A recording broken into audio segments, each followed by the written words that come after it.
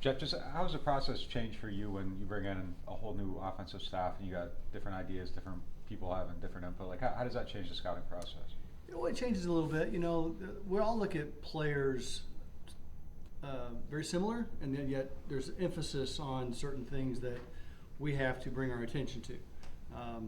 So that emphasis is important to our new staff. It's certainly important to us in terms of the details that we're looking for in certain athletic skill sets and things like that. So that's changed a little bit from, the last couple of years here, obviously the last 9 years here. But it's exciting. It's energizing. The new staff has given me great detail of what they're looking for in terms of the athletic skill sets, some of the tangible qualities, and just different emphasis at different positions. And so that's exciting for me because that's what we do. You give me details and we'll try to go out and find it. So that's really the only change. Their offensive staff has a ton of things on their plate. They're all basically new.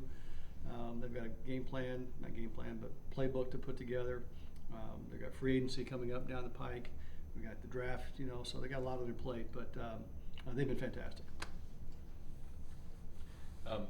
Anything kind of stand out about this particular class when you're looking at it? I think it might be the last of the COVID classes, so. Nothing really stands out. I mean, it's a good group of offensive skill, really good group of offensive line. The highs, the depth at most positions are kind of the same, and the lack of depth are kind of the same. Defensive linemen, there's only so many big men that run sub-5 flat, on the planet, and we're looking for them.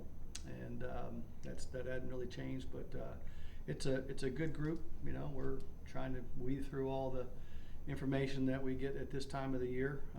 Looking forward to the on-field workouts, but thoroughly enjoyed the interviews thus far. We had a big group this morning. We have a big group tonight. It's a great group of guys, so I'm really excited to get to know them better. Jeff, when I look at offensive line, the media analysts or whatever who do mock drafts and big boards and things like that, it feels like there's 8 to almost 10 guys that have been on someone's first round grade. I mean, does it also feel like 32 different NFL teams might have a different 3 that they like from this group? Is there a lot to that's choose always from? the case. But Yeah. This is a good group. This is a good group of offensive linemen, tackles in particular, and there's some guards and centers in that group as well that are, they can come in and play right away, type vision. But it's a good group, yeah.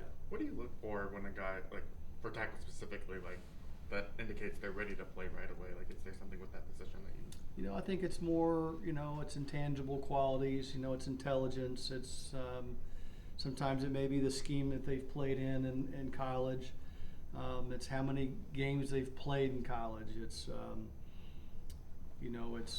and then there's an athletic skill set in there. Being able to stay on your feet, balance and body control, and how well they use their hands to strike and move defenders, and then pass protection. We're pass protecting 65 to 70% of the time. That has to be a skill set that is pretty polished in our league. And so those are just a few details that we're looking for. Can you tell us a little bit about Dave Ziegler's kind of addition to and how he would end up impacting with the draft? That's probably a question for Mickey. I've known Dave for years. He's a great guy. He's a very talented evaluator.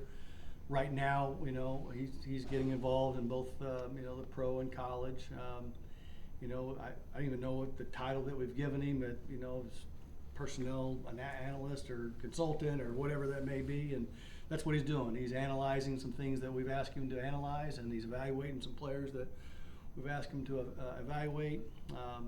He's been in a couple of different systems. He's been in the Patriot system. He kind of grew up with the Broncos, and, he's been a GM. And so, he didn't want to be doing nothing. And so it was a chance for us to, I like to call it, get another brain in the game. And he's got a lot of experience, a lot of knowledge, and why not pick it, learn from it. It's a quid pro quo. He's going to learn from us and how we do things, and spent some good time with him yesterday going over some things, and we're glad to have him on board. When I think when you look at the 49ers offense and the stuff Shanahan's done, I think one of the things that always stands out is the yards after catch. When you're looking for that in a player, is that you almost exclusively have to look for film for that stuff, or can you figure that stuff out in these drills and see these guys move up close? I tell you, if you can figure it out without watching tape, tell me how to do it. Yeah. No, it's certainly a skill set that we're looking for on tape, and I think it goes from. You can even go back to high school. Not that I'm going back to high school. Watched a lot of high school football tape. I'll a clip from from time to time. I will, but it's just it's a skill set that they have. It stays with them. There's a mindset to it. They're not catching and falling down. They're catching with an intent to get yards after catch and run after the catch and go score touchdowns and be aggressive. And that's something that it's a little bit of the makeup that we're looking for, but it's a skill set that you see on tape. You guys met with Jayden Daniels, and even if you don't want to talk about that specific thing, what's the value of like interviewing a guy that? Sorry if this seems really dumb, but what's the value of interviewing a guy that probably would be long gone before you guys pick, and just still doing that research anyway? And what are your impressions of him? Look, the draft's an inexact science, and you can't say he'll be gone. You never know. We have to be prepared for everything. I've been in drafts where players have slipped. I don't think he's going to, but I've been in drafts where maybe we've taken the things for granted that he's going to be gone, and you get to it, and he's still sitting there for us, and maybe our scouting staff didn't do our homework at that time on that player, and that's a dangerous game to play. So we're going to do our homework on every single player. And that was the case with Jayden. And we had a great interview with him. He was a great kid. Very impressed with him. Is there a world in which, maybe not Jayden Daniels specifically, but some of these guys that you meet with 4 or 5 years down the road when they come off their rookie contract, if they become available, that information is helpful, I imagine? Exactly. We call it a historical document. It's there until the guy retires, and we look back on that document from today or tomorrow, whenever we've accumulated all that data, and we'll use it in free agency, whether it's a free agent, whether he's on the street as a street free agent, whatever case, we look back at these documents, and because we don't really call around to teams during free agency because you don't know if they want to keep them, so we have to look back at this and players mature over time, and so you have to take that with a grain of salt at sometimes. But yeah, it's a historical document, and we look back on it quite frequently. There have been some high profile like cases of guys not participating in the drills this year. I know it's maybe been like that for the last couple of years, but is that a trend you see kind of going? Is that something that's harder to evaluate? How do you kind of see that as? It's tough. It's tough. I feel like the player's job is to answer all of our questions. My job is to try to build conviction to draft the player. And so when a player doesn't interview or doesn't do a medical or doesn't do a workout, those are questions that we have. And when I got questions on a player that doesn't do this, that, or the other, then I'm probably going to pass on that player and go with a player that has answered all those questions because I got conviction. It's no different than any of you guys making a decision. You're going to make a decision based on as educated and as convicted as you can on the information that you have. And so when a player doesn't work out, I feel like it hurts our ability to build that strong conviction to make a really sound decision. And I'm usually chasing that information until last weekend we can get out. And hopefully, hopefully that's not a trend.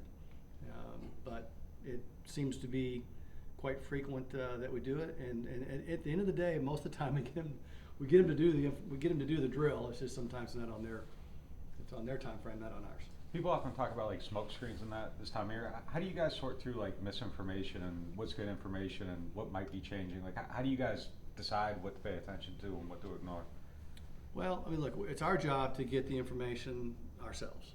It's not our job to listen to rumors and innuendos and social media stuff. It's our job to make sure that we have the answers that we have to all the questions that we get, and make our own decisions on that information. So, is there smoke screen out there? Sure, but it's our job to understand exactly what we need to do to make a educated decision. So, look, we put our share of smoke screen out there too. So we all know it's out there, and we have to filter through it. But it's our job to answer our questions and make sound decisions based off of it. What's the value of putting the smoke screen out there? Because, I don't know, maybe sometimes people listen to the smoke screen. We talked at the Senior Bowl of like adapting kind of the vision of now Clint, but what does that kind of look like on a week like this, where you're maybe keeping him in mind of types of players? Like, how does that kind of unfold? I'm not sure I understand the question. Clint has a vision for players. How do you kind of apply that when meeting with players this week or anything? I think like that? it's this is what we did for an hour after our last interview. Clint and I just sat in a room and talked about, you know, philosophy and those emphasis things that he's looking for. Talked about players, talked about makeup, just spending time with him and understanding what he's looking for and how I go about making decisions and my thought processes, and trying to get him as much information that he can, that I can, for him to help me make these decisions. And we're very collaborative. And I listen to the coaches, I listen to my scouts. We filter through all the information that we can, and you know, it doesn't really matter if it's Pete Carmichael or Clint. I'm going to listen to them, and we're going to try to get them what they're looking for, and emphasize the details that we're looking for in players. And but I think it's going to take a little time to get exactly what we're all looking for. But the more time we spend together, the more time we spend in meetings, and they can articulate the things that they're looking for, the better scouts we're going to be in making those decisions. Do you anticipate that changing your sort of what you're looking for in offensive linemen much? I mean, it seems like you guys were already running a lot of that kind of outside zone anyway. Yeah, we do a lot of inside zone, some outside zone. I mean, again, the evaluation of offensive linemen is relatively similar. We're seeing the player the same way. I don't think the intangible qualities change really at all. We're looking for smart, tough, dependable guys. You know, they emphasize, you know, a couple of different skills that they're going to run more often than we will. I mean, like we ran it, call it 100 times. Well, they may run it 400 times. So that emphasis has to be a little bit more on that because they just run it more. So This is, I think, draft number 9 here in New Orleans for you. Mhm. How at all has your process kind of evolved over that time? you try to get better every year. You try to learn from the draft. You know, there's trends, there's different things that change. You know, we're constantly updating our prototypes, we're constantly updating our thresholds. We're trying to understand where you find players, where you can get inexpensive players in terms of resources to the draft, you know, in free agency. But the process of cutting down the board and the makeup that we're looking for, the demeanor and the toughness, all those things, you know, they stay the same for the most part. You just have to keep learning, because the game's changing. We can only we have to change along with college, because college is giving us our farm network. And so if they're not giving us fullbacks, they're not giving us wide tight ends, and they're not giving us, you know, 3-down running backs, we have to change with that, and we have. They're giving us more athletic quarterbacks. We have to change with that. We're getting less pocket passers, so we have to change, you know, our mindset and how we utilize those players. And so that's how I've evolved. At least I've tried to evolve. Yeah. You got some more guys winning scouting awards. It seems to be something that happens every year here for you guys. Just why has your staff been so successful? Is just the scouting group? You know, look, we have great guys, and they work their tail off. You know, I guess one of the great compliments you can give to a scout is they're grinders, and they just go out there, they do their job, they're visible, they're aggressive in getting the information that they need to be. They're on time, they're very dependable, and just really super proud of the guys that get acknowledged. And that, you know, Casey Talley and Justin Matthews on our pro side. I mean, that's a hard award to win, because, you know, pro scouts don't get seen on the road like on a daily basis. They get seen as an advanced scout, and you know, for Justin to make his mark in the scouting community about, you know, a pro scout and how well he does, and you know, that tells you something. It's not a popularity contest. That's not what it is. It's you know, they're getting, the scouts are, well, they're evaluators and they're critics, you know, and so you have to earn their mark, you know, to get voted for. So you know, Mike Ball's been very instrumental with me this draft process. He's an outstanding voice in our room. He's a strong very good, pure evaluator.